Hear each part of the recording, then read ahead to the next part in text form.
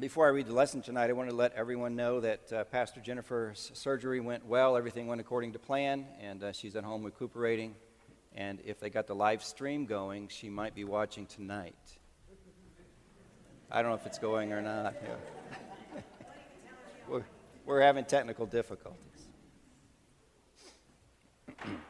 A reading from the 3rd chapter of Ecclesiastes.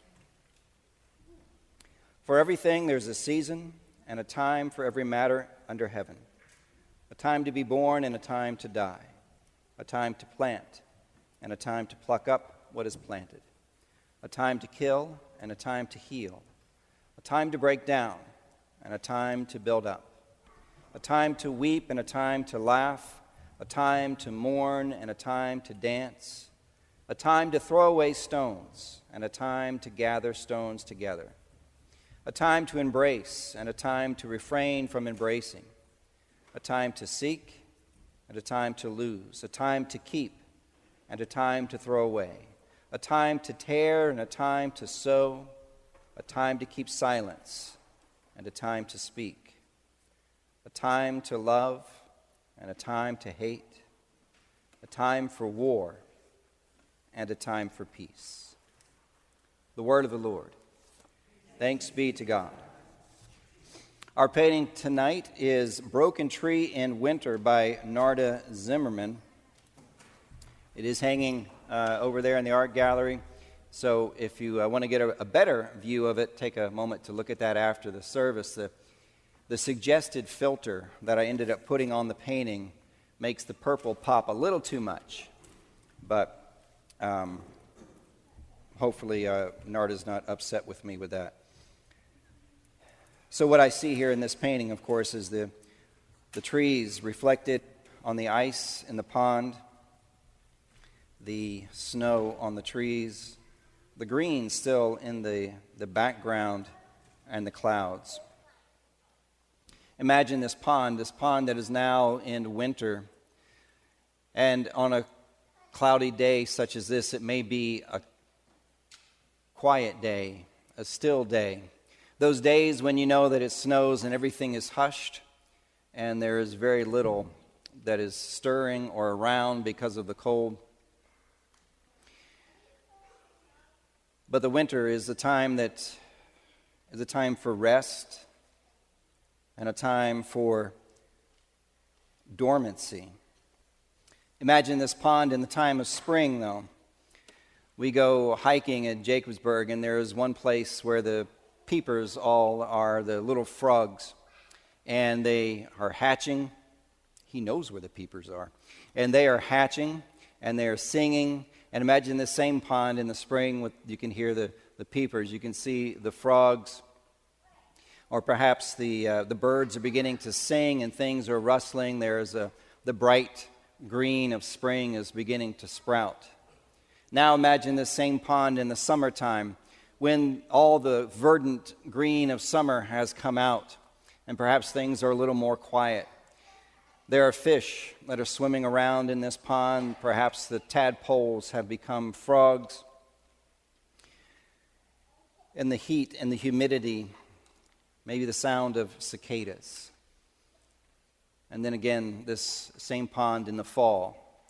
In the fall, when the colors begin to change and there's that crispness in the air, and the wind maybe picks up from time to time, the leaves falling on the pond, the colors, the ripples that go out, the color of the fall reflected in this pond. Seasons. We read from Ecclesiastes, for everything there is a season and a time for every matter under heaven. My star word for the year, the words that we picked back in early January, is season. And I've been living with this word for the whole year so far, and thinking about what it means in my life, the season. I think about the seasons of my career, of being in seminary, of starting my career here, going off to campus ministry, and back into the parish and back at school, and then returning here in the final decade of my career. Maybe in your own career you can think about what season you've been in and have been in, or where you are. Maybe you're still a student and early on trying to decide what your life is going to be, and that's another season of life. Or perhaps in the family, what seasons are you in? The seasons of an infant, perhaps, and the constant care that an infant takes, the changing of diapers, and you're so glad when potty training comes along and it's a success. The season of kids who want to color during worship rather than participate in things they don't understand, but they are coloring our Alleluia banner, and that's a fantastic thing when we begin the season of Easter. We have several seasons in our lives. Think about the seasons of your own life as a child, and then a teenager, an adult, and figuring out who you are and your identity. Perhaps a season of finding someone to share your life with and raise a family. A season of maybe being empty nesters. What season are you in? We have seasons of joy and seasons of grief. We have seasons of prosperity and seasons of want. We have seasons of trying to figure things out. We have seasons of when we seem to all have it figured out. We have seasons of when we go through illness, perhaps, and the process of that, or seasons as you maybe get older. Bruce Connect told me, as I was complaining about my blood pressure and my cholesterol, and I was turning 60, he said, things are going to begin to happen. So, another season of my life.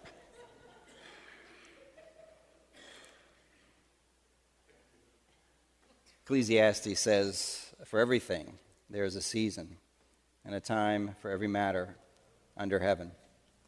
There's an exercise that I like to do with people on occasion. It's a written exercise, but you make a timeline of your life. And on that timeline, you put significant events in your life, milestones in your life.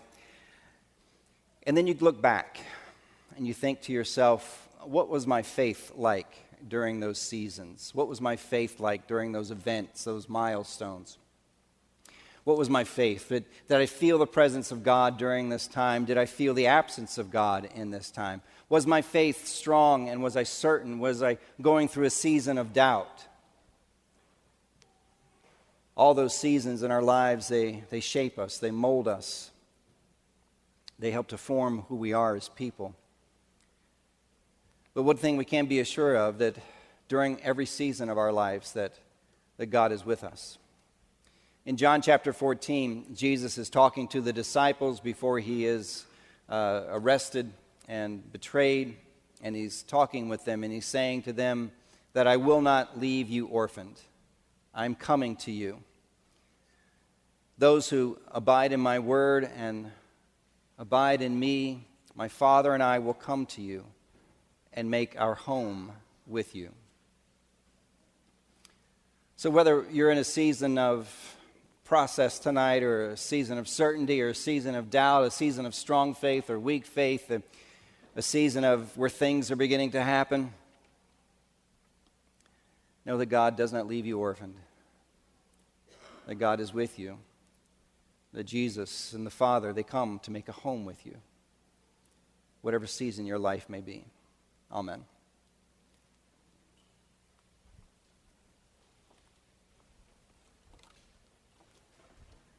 This way.